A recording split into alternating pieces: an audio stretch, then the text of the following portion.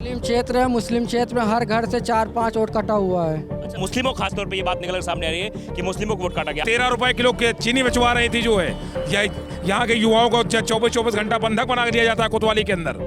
कांग्रेस को दिया, प्रदीप सिंघल को दिया, यानी कि नाम मत लीजिए, नाम किसी का नाम ले लीजिए, हम डरते थोड़ी हैं यार। नहीं, डरने की बात नहीं, कुछ नियम हम अच्छा कुछ नियम है, बात ठीक है, हम स्वतंत्र हैं, हम वोटिंग करते हैं, ये मेरा अधिकार है। स्कूल की इतनी ख़राब हालत हो चुकी है, इतनी पोजीशन ख़राब हो चुकी है कि कोई सरकारी मतलब सरकारी में अपने बच्चे को पढ़ाना ही नहीं चाहता, क्योंकि उसमें पढ़ाई होती ही नहीं है।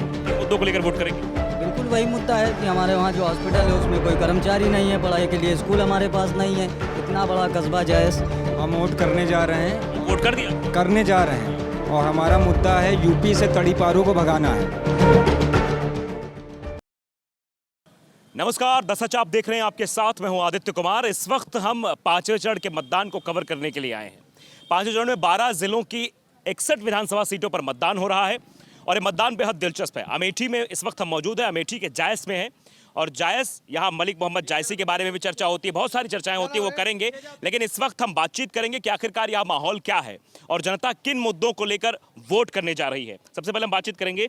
आप बताइए, वोट कर दिया आपने? जी, हमने वोट कर दिया। उंगली दिखाइए, देखिए इन्होंने वोट डाल दिया है। किन मुद्दों को लेकर वोट किया? अपने यहाँ विकास के मुद्दे, मेरे यहाँ जायस का अपना तुले विधानसभा प्रत्याशी, एक सबसे अच्छे समाजसेवी, लगभग 20 साल से लगभग उन्होंने बहुत अच्छा काम कर रखा है, इसलिए हमने उन लोग कांग्रेस को चुना। चलिए ठीक है, वो नाम पार्टी नाम। दूसरी बात हमारे यहाँ लगभग आज जब से इंदिरा गांधी का भी यहाँ से कांग्रेस नहीं हारी, जायस उस जगह का नाम है जी। और हमारे यहाँ कभी कांग्रेस हारी नहीं है। स्मृति ईरानी तो हार गए अमेठी से। स्मृति ईरानी जीत गई, मतलब स्मृति ईरानी जीती होंगी, तब भी मेरे जैसे नहीं जीती जी। इंदिरा गांधी पूरे दुनिया से, पूरे भारत से हारी, हमारे यहाँ नहीं हारी, तब भी जो है ना हारेंगी। क्या लगता है मुद्दे क्या क्या रहेंगे? मेन मुद्दों के बारे में बताइए आप। मुद्दे तो भैया जितना मुद्दा है वो ऐसा प्रत्याशी है कि खुद ही मुद्दा सब कुछ लेवल में रहेगा। कोई बेरोजगारी कोई ना कोई मुद्दा नहीं है। सिर्फ हमारे यहाँ पढ़ाई चाहिए, शिक्षा चाहिए, स्कूल चाहिए। पढ़ाई तो रह गई बात खर्चा का या इसका, कोई हम लोगों से कोई मतलब नहीं। खुद इतना काम करते हैं, अपना घर संभाल लेंगे। जब हमारे बच्चे पढ़ नहीं पाएंगे, क्या उनसे मजदूरी करवाना है? ये 5 किलो राशन लेके क्या करेंगे? इसका अचार डालेंगे? साफ तौर पर देखिए, ये कहा जा रहा है 5 किलो राशन से कुछ नहीं हो सकता है। और कुछ लोग यहाँ ऐसे भी हैं जो कह रहे हैं कि उनका वोटर लिस्ट से नाम भी गायब है। कौन कौन है भाई? किसका नाम गायब है? आपका नाम गायब है, वोटर लिस्ट में नाम ही नहीं है। दिखाइए अपना वो वोटर आईडी कार्ड दिखाइए। वोटर आईडी कार्ड है आपके पास? है मेरे पास। अच्छा, जब वोट डालने पहुंचे तो नाम ही गायब आपका। देखिए इनके पास वोटर आईडी कार्ड भी है, पासपोर्ट भी है, लाइसेंस है, आधार कार्ड है, पहचान पत्र है। लेकिन मेरे लाइसेंस कार्ड वो वोटर लिस्ट में मेरा नाम कट गया है। अच्छा, वोटर लिस्ट से नाम ही गायब। या डिलीट किया है। देखिए बड़ी गंभीर ये बात है कि वोटर लिस्ट। मुस्लिम क्षेत्र में हर घर से 4-5 वोट कटा हुआ है। अच्छा, मुस्लिमों के वोट काट। मुस्लिम वोट कटा हुआ है। सिर्फ मुस्लिम वोट है, हिंदू नहीं है, सिर्फ मुस्लिम वोट है। और किसी का वोट नहीं कटा, सिर्फ मुस्लिम वोट कटा हुआ है यहाँ पे। हर घर से 2-3 ऐसा ही है। आप समझिए, बड़ी गंभीर बात है कि इस तरह से जो है वो वोट काटा गया है। मुस्लिमों खास तौर पे ये बात निकल कर सामने आ रही है कि मुस्लिमों को वोट काटा गया। आप कुछ कहना चाहते हैं? आप युवा हैं, वोट कर दिया आपने? किन मुद्दों को लेकर वोट किया? शिक्षा, स्वास्थ्य, रोज़गार और जो हमारे यहाँ बेरोज़गारी है उस पर, और तमाम ऐसे जायज़ के मुद्दे हैं जिनको क्या नाम है हम लोगों ने सोच समझ कर वोट किया है। ठीक है, और हमारा अपना प्रत्याशी है, जायज़ का प्रत्याशी है। उसके बाद वो पूरे 20 सालों से सेवक के रूप में कार्य कर रहा है, तो हम लोगों ने उसे अपना मुखिया बनाना बेहतर समझा। ठीक है, नाम मत लीजिए उनका, लेकिन ये बताइए कि मुद्दे क्या क्या रहे? क्या स्मृति ईरानी भी यहाँ से सांसद है भारतीय जनता पार्टी की, राजा महंत केशव सिंह विधायक है यहाँ से, बार बार बात भी तरह तरह करते हैं। क्या लगता है उन्होंने विकास नहीं किया? स्मृति ईरानी एक मिनट कर दे रही थी, वो भी नहीं दिया। 13 रुपए किलो के चीनी बेचवा रही थी जो है यहाँ के युवाओं को 24-24 घंटा बंधक बना दिया जाता है कोतवाली के अंदर। अच्छा, क्यों? स्मृति ईरानी आती है तो जायस में। अच्छा जी, क्यों बना लिया जाता? अब वो चूंकि 13 रुपए किलो उन्होंने वादा किया, दूसरा बेचता है 42 में चीनी है। जब दूसरा बेचना चाहता है तो सब पुलिस उठा ले जाती है। समझिए ये स्थितियाँ यहाँ। हाँ बताइए, कुछ कहना चाह रहे हैं आप? हम बहुत कुछ कहना चाहते हैं जैस के लिए। 3 साल सपा थी, 3 राउंड बसपा थी, आई बात समझ में। कांग्रेस 32 साल 35 साल से नहीं है, तो जो ये 3 सरकारें राज कर रही हैं राज्य में, उत्तर प्रदेश में, चाहे सपा हो या भाजपा हो या आपके समाजवादी हो, तो इन लोगों ने काम नहीं किया, तो आज कांग्रेस पे क्यों उंगली उठती है? अगर उंगली उठे तो उन लोगों पे उठे जो राज कर रहे हैं और यहाँ की जनता के साथ खिलवाड़ कर रहे हैं। यहाँ क्या है? ना अस्पताल है, ना यहाँ पे अस्पताल है, ना यहाँ डिग्री कॉलेज है। आई बात समझ में? ना अस्पताल है, ना डिग्री कॉलेज है, ना बस स्टाफ है, ना स्वास्थ्य में कोई दवा ही नहीं है। यहाँ पे पैरासीटामॉल खाली मिलता है।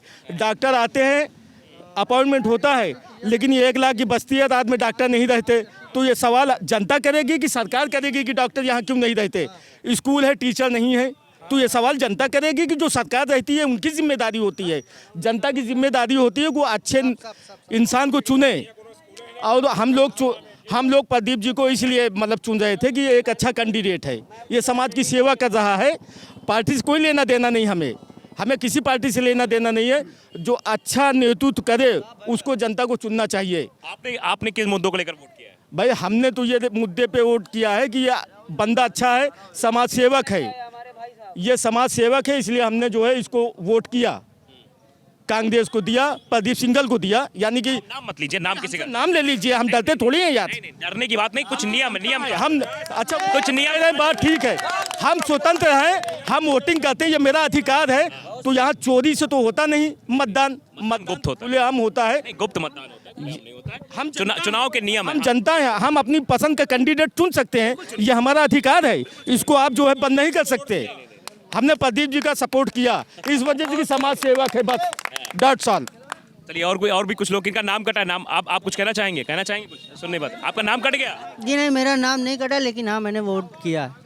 जी, किन मुद्दों पर वोट किया आपने? जायज़ के विकास के लिए, जायज़ की जनता की खुशहाली के लिए, जायज़ के बच्चों के भविष्य के लिए हमने अपना नेता चुना, उसको वोट किया। जी, तो आप देखिए कि जायज़ के मुद्दों को लेकर और भी युवा साथी है। आप युवा हैं, क्या करते हैं आप पहले तो बताइए? जी हम सिलाई करते हैं। सिलाई करते हैं। वोट कर दिया आपने? अभी नहीं किया, करने जा रहे हो? किन मुद्दों पर वोट करोगे? जी हम शिक्षा को लेकर करेंगे।